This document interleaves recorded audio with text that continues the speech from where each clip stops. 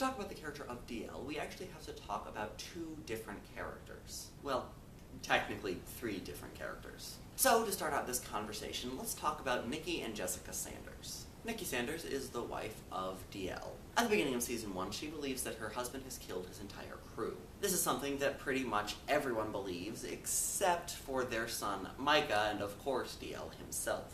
The beginning of Season 1 sees Nikki doing her best to be a single mother, while also trying to give Micah the education that she feels he deserves because he is super smart. We also find out that she's having trouble with another personality, Jessica.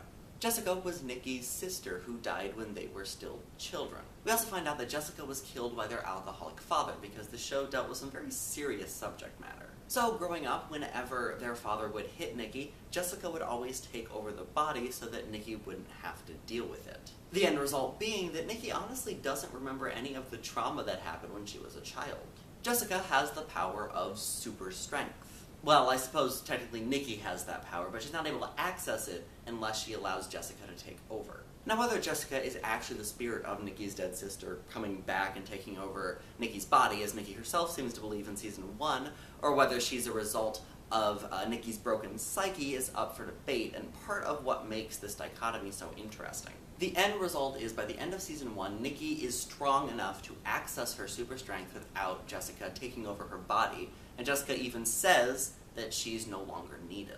Now that that discussion is over, let's go ahead and talk about DL. DL is accused of a murder that he did not commit. He escapes from prison due to his power of being able to phase through matter, and spends the first part of Season 1 trying to find Nikki and Micah, and also trying to find the person who framed him. When Nikki figures out it was Jessica who actually committed those murders, she turned herself in. Which means that we now have DL struggling to be a single father, while also dealing with the fact that it's difficult for him to find a job because he's an ex-convict, even though he was falsely accused. Micah finds out that DL has a power, and spends pretty much the rest of the first season trying to convince him to be a hero. His rationale is that they were given these powers for a reason, because Micah himself also has powers, and so they have to use them for good. DL does his best for that season, trying to be a good father for Micah, while also trying to be the hero that Micah sees him as. It ultimately culminates in him sacrificing his life to save Nikki. Nikki gets shot at by Linderman, a mob boss who's slightly more complicated, but I'm not going to go into who he is right now, and DL jumps in front of the bullet to take it himself so that it doesn't hit Nikki.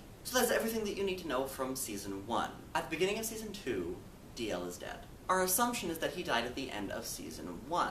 After all, he was pretty badly shot by Linderman, and unlike Matt, we don't see him being put into an ambulance at the end of Season 1, even though he's clearly not doing too well. Then came the episode 4 months ago, and we find out that he didn't die. Now, those of us watching know that he will eventually die, so the hope is that they allow him to die in an equally heroic way. After all, we thought that he died sacrificing his life to save Nikki. So, the show will show him the same heroism and dignity that they did in the first season, right? Right? Yeah, not even a little bit. Remember that little talk that we had about Nikki earlier in the video? Well, in Season 2, all of a sudden the strength that she could supposedly access by herself is no longer coming easily to her, and for some reason that I'm not even going to pretend to understand, she's still having trouble with Jessica. And then there's Gina.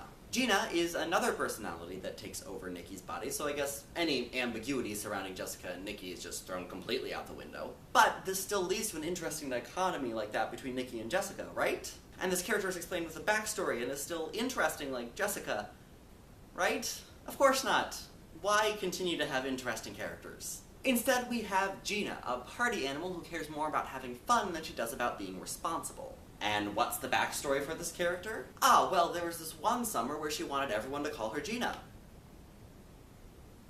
That's it. No interesting backstory, no fascinating dichotomy, nothing. So Gina, runs away and DL goes after her. He finds her at a bar dancing with some sleazy guy, he punches the sleazy guy in the face, and then brings the real Nikki back out. They try to leave, but then the sleazy guy comes back and shoots DL point blank in the chest. No build-up, no heroic sacrifice, nothing. Just a random sleazy guy death. The first death we thought we were going to get would have been sad and poignant. This death is insulting. It was pretty much just a way to rehash the character arc that Nikki already went through in Season 1. And there's the problem with this death. It only exists because they couldn't think of anything else to do with Nikki's character that they hadn't already done. Because apparently they can't just let a character go. They have to rehash what they've already done with it. And quite frankly, these three characters, which in this case means Nikki, DL, and Micah, deserve a hell of a lot better than the short end of the stick that they got from the writers. So that's where I felt they went wrong with DL's character, and is honestly my only big problem with Season 2. So now that that's done, I will see all of you tomorrow.